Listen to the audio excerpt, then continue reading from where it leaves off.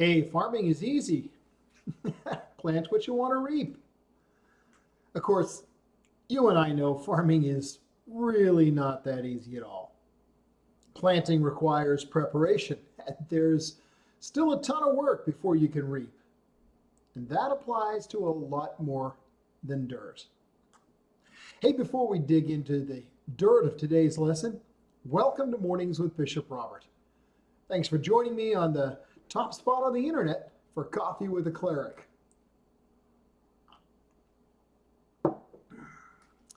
You know, my goal is to introduce people to the Jesus they never knew, and then help them get to know him and his word personally and better. So if our time together today speaks to your heart, would you let me invite you to like, subscribe, and then share this with a friend? Hey, also join our email list and you'll get a free copy of my book, Count to One. You'll get Mornings with Bishop Robert sent directly to your inbox every day, and you get some other great benefits too. Just click the link in the description. Hey, what would you think of a farmer who said, I'm not going to plant any corn kernels this year. When God gives me some corn, then I'll take some and plant more. Now he can go every day to his field checking for corn. He can even ask, hey God, where's my corn? The guy's never going to get any corn, because that's not how it works. Sowing comes first, and then you reap. It's the most basic of principles. And sowing always costs you something. Hey, here's another principle. Don't plant corn and expect apples, or plant yams and expect cotton. You always reap what you plant. Today's verse says, the fruit of the Spirit is love, joy, peace, patience, kindness, goodness, faithfulness, gentleness, and self-control. Faith is a lot like farming. You'll always harvest what you plant. The person who plants selfishness, ignoring the needs of others, ignoring God, well, they're going to harvest a crop of weeds. All he'll have to show for his life is weeds. But the one who plants in response to God, letting God's Spirit do the growth work in him, well, that person harvests a crop of life, real life, eternal life. You always harvest what you plant. Always. So what can you plant if you want to harvest the fruit of the Spirit in your life? Well, let me suggest you begin by planting 3 rows of squash. Squash gossip, squash criticism, and squash indifference.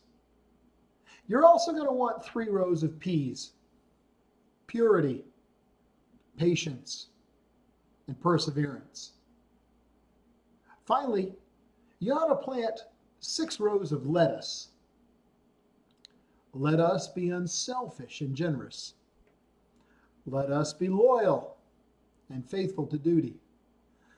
Let us search the scriptures. Let us not be weary in well-doing. Let us be obedient in all things. And finally, most importantly, let us love one another. And by the way, you always harvest more than you planted if you planted in good soil.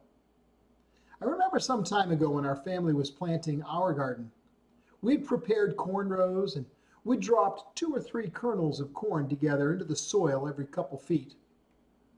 But over the next months, we gathered hundreds and hundreds of ears of corn.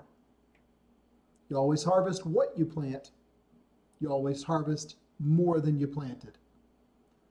The Apostle Paul reinforces this principle when he reminds us that he who sows sparingly will also reap sparingly, but he who sows bountifully will reap bountifully.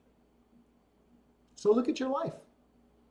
Does it have a solid crop of faith and peace and joy? Are you gathering an abundant harvest of love and patience, kindness, goodness, faithfulness, gentleness, and self-control. See, these are the fruit of the Spirit. Yielding your will to Him, obeying His word, is planting the seeds of faith in your life. You really do want to be filled with the fruit of righteousness that comes through Jesus Christ. Because the one who sows to their own flesh will reap corruption and pain. But the one who sows to the Spirit will reap from the Spirit eternal life. Are you harvesting the fruit of the Spirit in your life? Well, if not, then the question's a simple one. What did you plant? Because the lesson is clear. Plant what you want to harvest. Because in farming and in life, you always harvest what you plant. Always. Hey, before you head out to tend your faith garden, can I ask you to help me introduce people to the Jesus they never knew? And then help them get to know Him and His Word personally and better? Please like this video to help more people see it. And click follow or subscribe so that you and I can get together every day. Then click the link in the description to get a free copy of my book, Count to One. And one more thing, share this video with a friend, would you? Because as you do, you're part of the team touching more than 1 million hearts all over the world with the love of Jesus. Thanks for helping.